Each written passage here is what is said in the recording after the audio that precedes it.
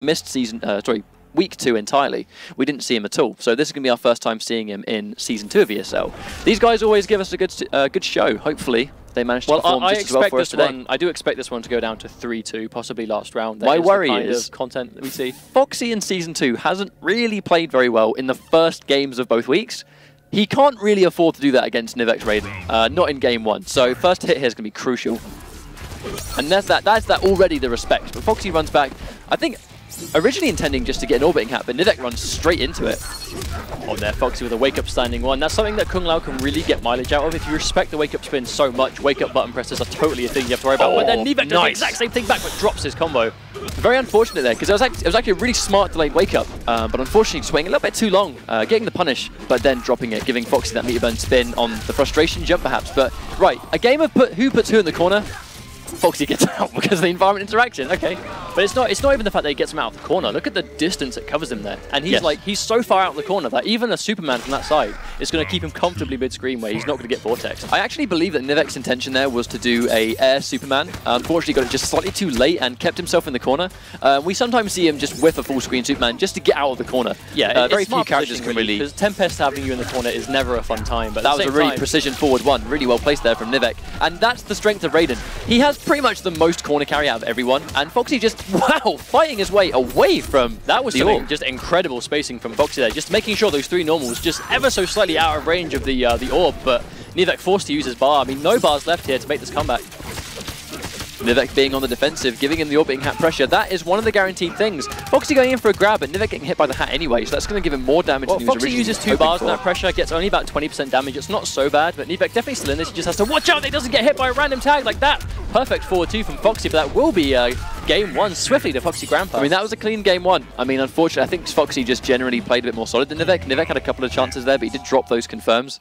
And we say this every single week, don't we? When you drop a combo, it's not just the damage that you miss out on, but it's the positioning, it's the setup. Especially when you're Raiden, you know, you really want to be finishing up your combos, because even if you're in the corner on the left-hand side and you land the Superman, you carry the opponent all the way onto the other side. It's got about 60% of the full screen coverage, really. Like the Superman, and if you drop those combos, you know.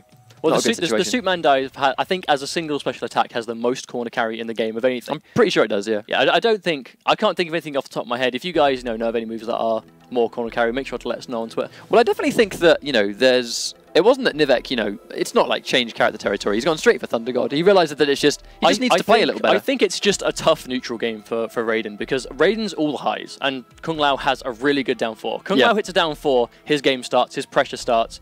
F0xy can switch on with a down 4 and hit, and he's going to get a lot of them against Raiden. The issue with F0xy is, he gets tagged. Interesting stuff there. But I mean, F0xy, when he understands that he can down 4 the hell out of somebody, he's going to do it. Unfortunately, Nivek actually, F0xy dropped the combo, but instead of armoring through the gap, Nivek found himself getting hit by the second piece of 4-4. Really interesting. I wonder what he tried to do there. But he will get fully whipped for that dive. Oh no, caught with a raw 1-1 in his own wake-up. I'm not sure about that breaker, but, you know, again, Vortex character heavy as Thunder God Raiden, but not quite sure if he's got the positioning he needs to get things going. That will likely be around 1 to F0xy Grampa. I really like the idea of going for the dive kick. F0xy knew he didn't actually have the stamina to continue that, so he opted to go for a stamina-less combo, just to continue it with a dive kick instead. He's now going to put Nivek in the corner. This is looking pretty difficult for Nivek right now. If he tries to go for a wake-up reversal, not only can Kung Lao armor break, but that meter burn shocker is extremely unsafe to Kung Lao forward 2. That's confirmed from Nivek. Chunky 32% damage. Oh, gets rid of the orbiting hat. At least that's something, but it does respawn already. Nivek trying to poke, I think he's trying to poke it in with the Thunder just to try and get rid of that orbiting hat. It has worked out for him, but unfortunately hasn't really been able to capitalize. But I don't know if I like that. I don't know if I like the use of using the electricity normals to get out, because F0xy's just running in and forward 2ing him, and it's just working every time, but catches him pressing buttons. Not quite sure what he tried to do. Just a wonderful meaty string from Nivek. Oh, and there's the respect we talk, and there's the respect once again, but a lovely bait from Nivek. He's not going to get a max combo here, but he's going to get a restand. And there we go. That's going to be just chip territory. F0xy getting hit because he knows he can't block. He has to try and fight back. But very smart from Nivek. So much patience to try and bait a spin first. F0xy called the bluff, and then Nivek answered straight back. It was just an overall nice sequence of execution from Nivek, but uses a bar here, gets the juggle. I can't quite remember how much this does. About 40% damage for 1 bar standing. Oh, Grandmaster Raiden. And Grandmaster Raiden. So smart from F0xy, and so smart from F0xy. The second he sees anything that is going to try and guarantee the opponent some pressure, that is when F0xy always goes for the orbiting hat, just to deny that. And that pretty much, you know, gave him really good mileage there. He had to go in for a jump kick just to get rid of that. I'm very surprised that the orbiting hat didn't actually come into contact with the electricity orb there, though, because surely you should have just hit it completely and then disabled it, but F0xy Grampa tries to interrupt but doesn't get it. And there's 3 bars to work with, though. Nivek is going to be in quite a difficult situation here. Oh, and he sees it go too high. I love the forward one just to challenge that. I think Nivek went for the punish, but a little bit hesitant. Got hit by the grab there, and that might be it. No, misses the hit confirm. Did he try and X-ray that? I wonder if he tried to X-ray done, but didn't quite get it. Oh, and the patience from Foxy, trying to punish the shocker, doesn't get it. Gets it down 4, which is pretty much going to, yeah, absolutely jail into those meter burn dive kicks, which would have chipped him out. That was definitely better from Nivek. Absolutely, that was anyone's game. I think it was just a matter of... Foxy just kind of has, it's the fear. I mean, we say this a lot, but it's the meter burn spin. The reason it's such a good reversal is not just because of the properties of the move, but it's the opportunities that are granted to Kung Lao afterwards. You know that the meter burn spin is just so dangerous. So you block it, you wait for it, and you respect it on the offense. So Nivek in those situations would put the offense on and then block, expecting a spin. The thing is, it's not just a matter of Foxy getting away with pressure, if you know what I mean. It's the fact that now he knows the opponent waits for the spin. He knows that they know that a spin could come. So he starts pressing buttons. They knows that he knows that he knows. That's just that how they it works. Know, that's the strength of Tempest Lao, because it's such a strong reversal that covers so many options.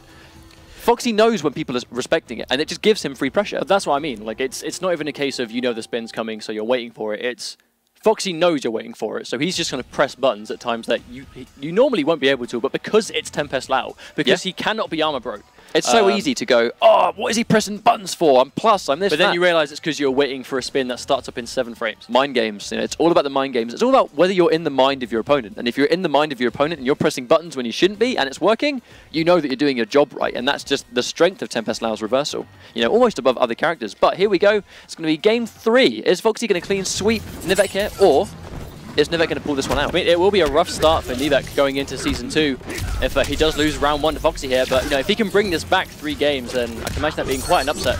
And there we go again, that forward 2 into Orbing Hat. F0xy Grampa does have the most points of any of the Europeans right now. He's tied with Zarakamaka right now, who is on the other side of the bracket. If Foxy can win this and go through, and maybe Zarakamaka goes out round 1, that's going to put him in a phenomenal situation moving into week 4. But if he goes out now... Exactly. If Nivek manages to pull it out and take Foxy out in round 1, which at the moment is looking a little bit unlikely just due to the momentum of Tempest Lao. I mean, he's got 2 bars. Gets hit by the wake up. It is going to cost Nivek a bar. Foxy knows that and understands that even when he breaks, he's in a good situation. And Nivek trying to punish the teleport and just getting hit by the... I think that was a 3 for his trouble.